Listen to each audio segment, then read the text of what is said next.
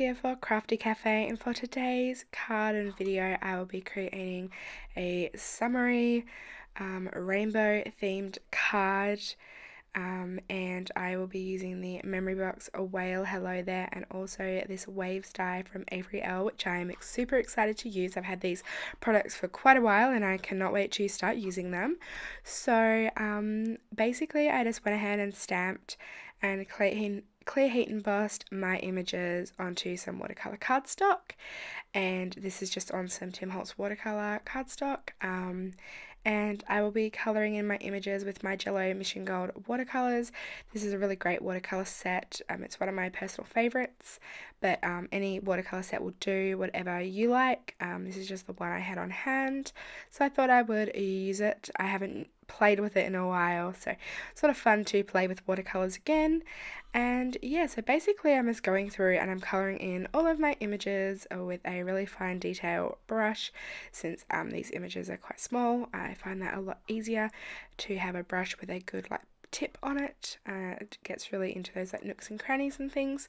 So basically I'm just colouring in my images, and I don't have a particular colour scheme in mind. I'm basically just colouring in these images every colour of the rainbow, so it sort of just fits in well. And I've said before that I do struggle with colour schemes a lot, unless I really have one that's very pleasing to the eye and I feel like it covers all the bases, and I don't know, it just, as I said before, basically just looks pleasing to the eye. That's the only time I will really go with a colour scheme. Other than that, I just pick out whatever random colours that I can use that look good, and usually it's a rainbow for me. So basically I'm just colouring in the whale blue, the octopus purple. I also coloured in one of the fishes green, and now I'm colouring in these three fish here, orange, yellow, and sort of like a turquoise. Then for all of these cheeks on these images, I'm just using a little bit of a bright pink colour, but I did feel like the pink wasn't prominent enough in the final card, so I did go ahead and colour a couple of pink fish off camera and also die cut them out as well and added them onto my finished project. So basically I'm just now cutting apart the coordinating dies and cutting out all of my images and running them through my Big Shot machine. That makes it super fast and easy. And yeah, I love the little white border that the coordinating dies give. So once I've gone ahead and cut out all of my images, I'm just going to be ink blending some Distress Oxide inks onto this background.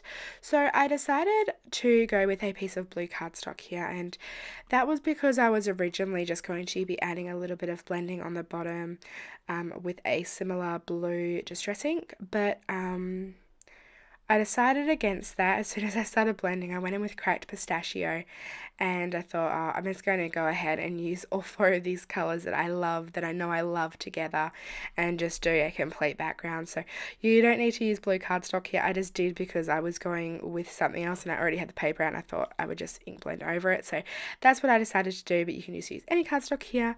And I basically just used Cracked Pistachio, Salty Ocean, Broken China, and Faded Jeans to create this background here to look like ocean water, to look like the sea. Then I just splattered on some water over top and picked that up with a paper towel and then dried that off with a heat tool. Now I'm going to go ahead and cut into my background. So I'm just lining it up on the back of this die here and then holding it down with some washi tape. And there's two reasons I do this.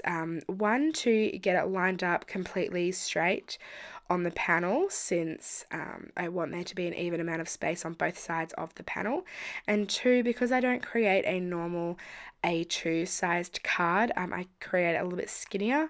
These dies don't fit, so I cut down my piece of paper to 4 inches and then die cut it out, just so I would get perfect sizing. And then once I've gone ahead and ran that through my Big Shot machine, I would recommend running that through with a shim, a metal shim as well, or a few stacked up pieces of cardstock to give it a bit of extra pressure, because mine wouldn't cut through the whole way the first time. Once I ran it through with a shim, it cut out fine. But yeah, I would just recommend doing that to save you a little bit of trouble.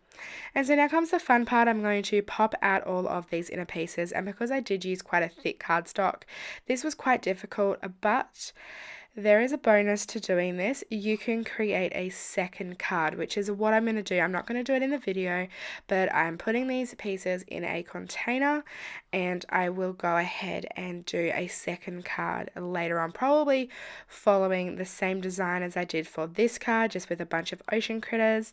But yeah, I will do that at a later date, but I did want to save all of those inner pieces because then I can just align them back over a die cut of this die, adhere them all down into place, and you'll create sort of the same background, but just with the inner pieces and not the outer piece.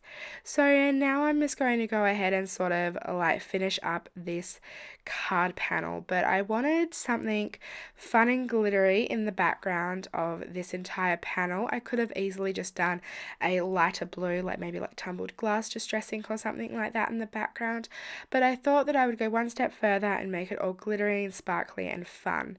So I covered a piece of white cardstock just with some double-sided adhesive. This is just a 1-inch wide adhesive, and I just added that all along the background of a piece of white cardstock, and this is just because I want to pour glitter over the back of it.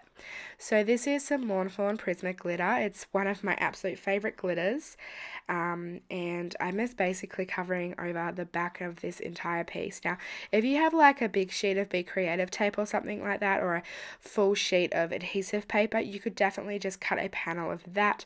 I didn't have any that was permanent. I only had like removable, and with the adhesive on the back, and I don't feel like that would have been sticky enough, like label paper, so I just decided to do it this way, and it worked perfectly with that thick adhesive. It didn't take too long, and the glitter stuck really well, and I had no issues.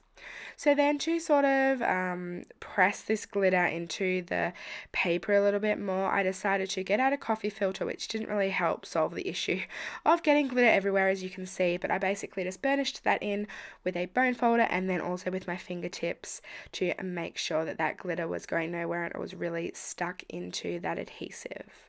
So once I had finished the background of glitter, I'm going to adhere my wave piece over top. So I just took some really thin, like 1/8 of an inch adhesive, this red line adhesive, and I figured this would be strong enough to hold it down to the glitter paper.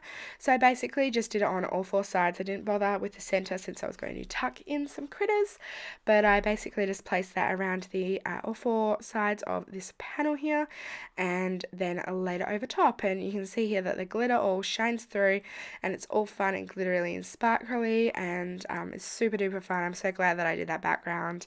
I think it turned out super nice. So then I just used some foam tape and adhered all of my images onto this background, just sort of in a random way. I sort of tried to group a few together, and then I did realize I had 6 critters, and I didn't want a even number, so I added one more to make it an odd number. Then I just white heat embossed the Whale Hello There sentiment from the same set onto a strip of black cardstock, just using some Lawn Fawn white embossing powder for that. Then I'm just going to heat set this embossing powder and then cut it down to size, add some foam adhesive on the back of this strip of adhesive, and then add it into sort of the center of my card. I was tossing up whether to put it at the top, the bottom, the left-hand side of the card, but in the end I decided to place it right in the middle of the whale, so it's sort of in the center right-hand side of the card, and I think that looks really nice, and I just made sure that I popped that up on some foam tape to give it a bit more dimension. Then I just adhered this panel down flat onto my pre-made card base. This card base is just 4 inches wide by 5.5 inches tall. I just love the skinnier look of these sizes of cards. I don't know, it's more pleasing to my eye. So that finishes up my card for today. I hope you enjoyed.